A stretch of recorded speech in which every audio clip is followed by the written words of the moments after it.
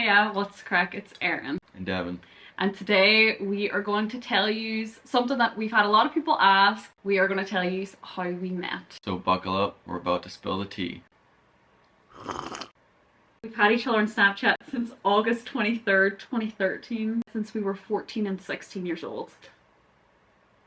That's 11 years ago. Yeah, it'll be 11 years this August. So if you went back to us 10 years ago and told us that we'd be marrying each other next year, No way. we would be so mind blown. I would be like, no chance.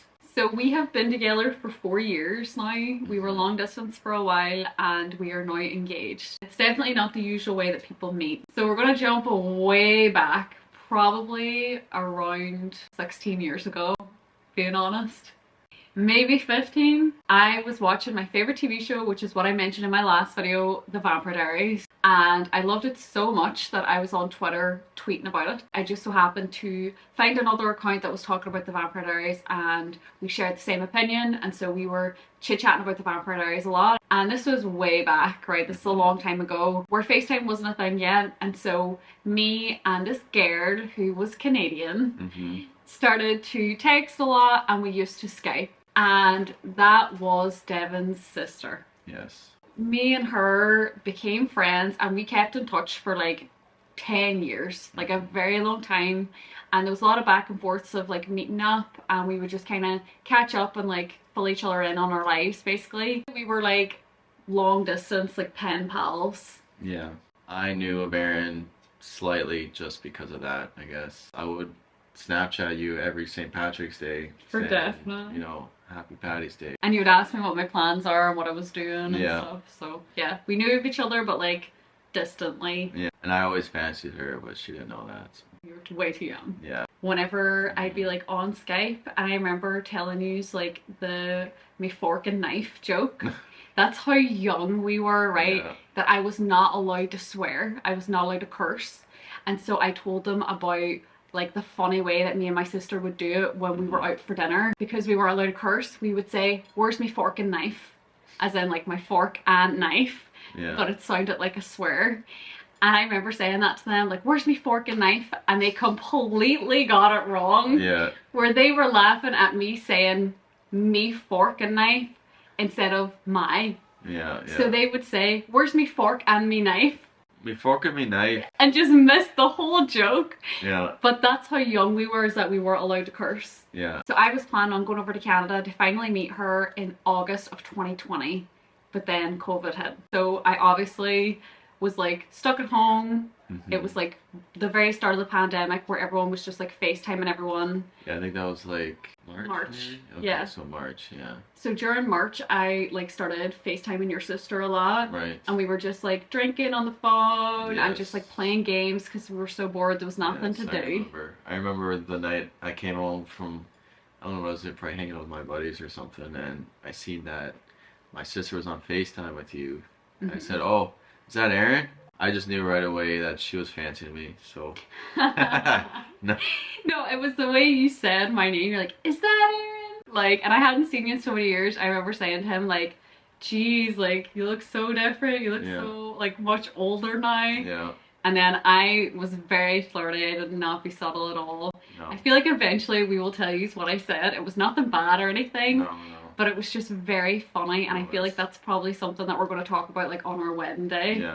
So I think we'll hold it until then. I was definitely like taken off guard by what you said. I was like, "Jeez." I Snapchatted you first, I think. Yeah, you texted me or you Snapchatted me, I think, Yeah. actually. It was like 2 days later.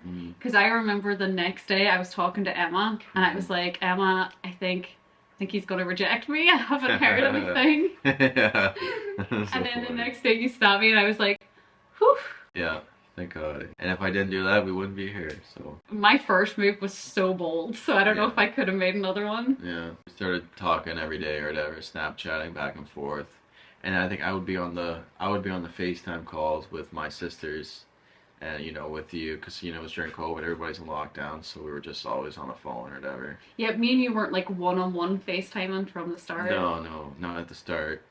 And then, like, you know, shortly after that, we started talking one-on-one, and we were on the phone all night. for hours. So I remember the first time that he texted me out of nowhere and was like, do you want to FaceTime me like one-on-one like right now? And I remember I was literally like lying in my bed because yous are 5 hours behind. Yeah. And the panic that I had, where I was like, yeah, of course, just give me 1 minute. Yeah. And I was just like rushing around, like trying to brush my hair, trying to get myself together, honestly. Yeah. And then I answered, I'm like, hey, you know, playing it cool. Yeah. Who are you? What's your name again? From there on out, we kind of just started talking every night. During COVID, there wasn't much else to do, so... Oh, so it's just keeping you from being bored? Yeah, you know. I see how it is. Originally, when we started off, we did not want to be in a relationship because we thought long distance is so hard. I was just supposed to go to Canada for August, and then I was going to be leaving again. I remember we were thinking like, oh, her flight got cancelled. She's not going to be able to come here anymore. You know, maybe we were chatting, we were like, oh, maybe we should just end it, you know. We were like, we don't want to get attached. Yeah. Because our plan is it's a summer fling, you know. So we're like, yeah, we agreed, let's end it. Let's end it that night. Not even 24 hours. Not even 24 hours, and Erin broke. Well, you said if I hadn't caved, you would have caved. I don't know.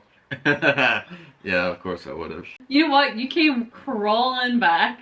I was like, you know what? I'm too attached. You're like, same. Yeah. So then we were like, okay, so we're in a long distance relationship. Yeah. And we hadn't even met yet. And long distance was hard. 1.5 years we were long distance. Yeah. Waiting until we met, it was tough because of the time zone difference. Oh yeah, that was the worst. Right? But I feel like we were lucky. We were very lucky that it was during COVID because no one was going outside. It was fine for me to be on Canadian time and just have a messed up like sleeping schedule from everyone else. Yeah. That's fair. She would stay up to like 5 in the morning, you know, and it'd be only like midnight, you know, Canadian time. So. And the sun would be coming up for me. Yeah, I remember those days. We were probably talking for a couple months, and then I was like, oh well, you know, I'm gonna book my flight over instead. You know, now that yours is canceled. And so Canada wasn't letting anybody in, but Ireland was. So I was able to fly into Dublin from Toronto in that same August, I guess, right? Yeah, the August I was supposed to be over with you, so you came here. So I went over there by myself. That was like your first flight on your own. Yeah. And your first ever like international flight. And so then when we first like met each other face to face, it was at Dublin Airport. Yes. And that was insane. I remember that. That was insane. That was so dramatic. Yeah, it was. Remember when, we first seen each other and you ran after me, right? Yeah. And I had my phone in my pocket or in my hand or something, and you like jumped in my arms, and I just like threw my phone somewhere. What happened? We like walked away. Yeah. Because like I jumped at you, you lifted me up, like we walked away. Yeah. And then someone eventually came over to be like, hey, is this your phone? Yeah. Thank God for that guy. That was so funny. That was so funny. And it was so mad because like as soon as we seen each other, it felt like we had just always seen each other. Yeah. Devin's first time over here, he stayed for like 3 weeks, which was longer than he originally planned. I think you left in the start of September. Yes. And then you came back again after Christmas. Yeah, it was like the 27th or something, I think my flight was. And you were supposed to be here for like 3 weeks. Yeah. And that's when you stayed for 6 months. Yes, that was like the height of COVID then, though. That's why. Yeah. The reason why was because, you know, in the midst of COVID, Canada released all these quarantine regulations. I would have had to have stayed in a hotel for like 2 weeks, you know, out of pocket. I had to pay thousands of dollars to stay in a hotel. And it wasn't like that when he like left Canada. So they changed the rules when you got here. Yeah, well, I was here. And so all of a sudden, your plans changed. Yeah, and I remember like there would be so many advisors who'd be like, don't travel right now, don't do it, you know, who knows what's gonna happen kind of thing.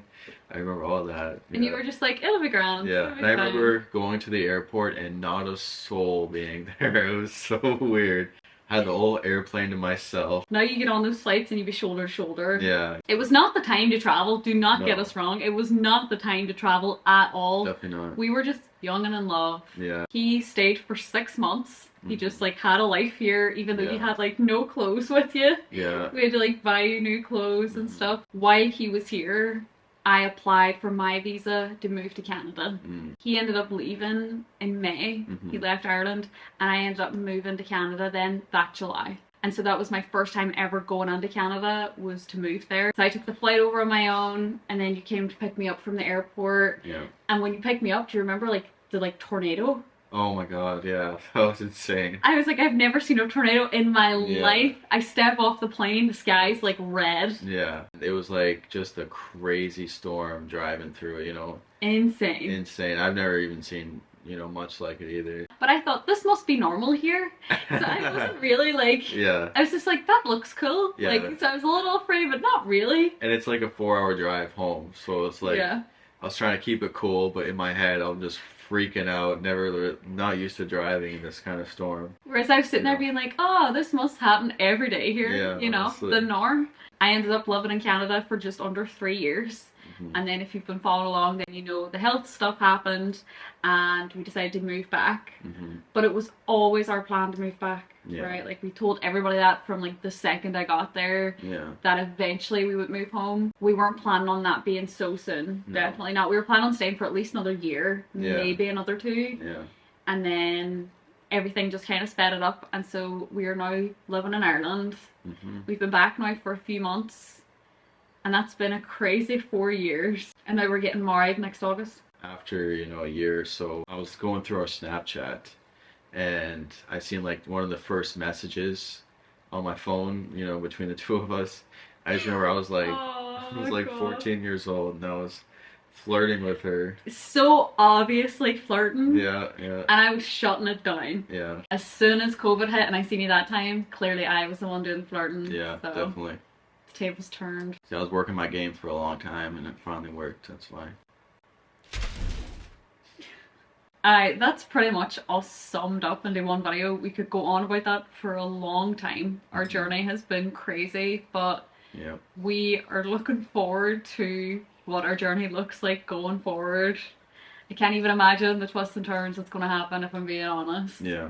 We do want anyone that's watching this that is in a long distance relationship to know that you can have your happy ending. Like you can get there. A lot of people kind of doubt long distance relationships, and they are difficult, they are hard, but if it's worth it, it absolutely will work out for you. Don't let the negative opinions get to you. And we should do a video on how we made it happen, kind of thing. Yeah, how we got through being long distance. Yeah. It's a good idea. If you made it to the end of this video, comment a wee globe emoji down below so that we know that you've traveled the world with us, you've got to the end of the story with us. And thank you so much for watching, and I'm sure we will see you very soon. Bye bye. Bye.